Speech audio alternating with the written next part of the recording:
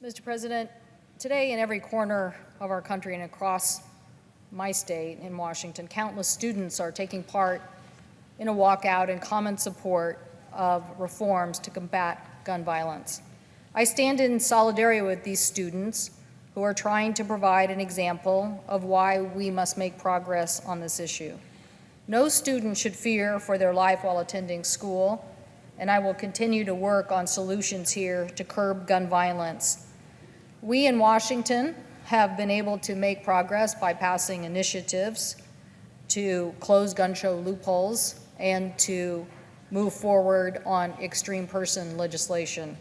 I should say that was passed by the citizens of our state.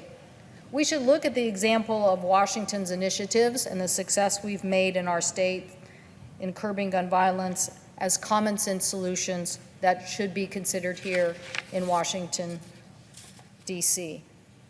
When we look at these issues, I'm reminded of the tragic shootings in our state, Sam Strahan from Spokane, who was killed, and individuals who were killed in Washington at a Marysville Tulalip shooting when Jalen Freiberg, just 15 years old, opened fire on students, killing Gia Soriano, Andrew Freiberg, Zoe Galasso, and wounding Nathan Hatch.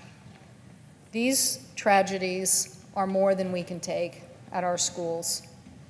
These tragedies are something that we need to address here in Washington.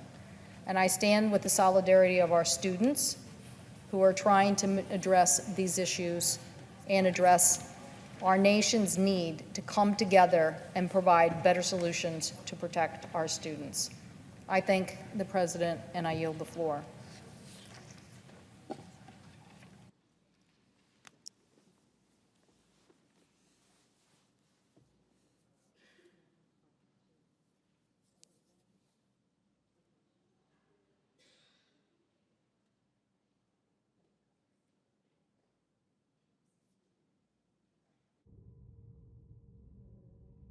Senator from Washington. I admitted one of the names of the shooting victims in the Tulalip Marysville shooting, and I should just say that, we are still heartbroken about this shooting in the sense of it's an example of the challenges we face.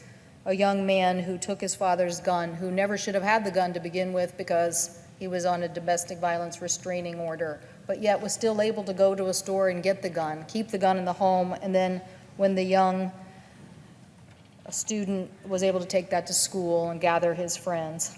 But Shaylee Chuckle-Naskett was also one of those victims, along with Zoe Glasanano and Andrew Freiberg and Zoe, who I mentioned before. So I just want all of those families to know that we still think of them and that we are still mourning the loss of those individuals, and that we are working very hard with our colleagues to come to some resolution. Thank you, and I yield the floor.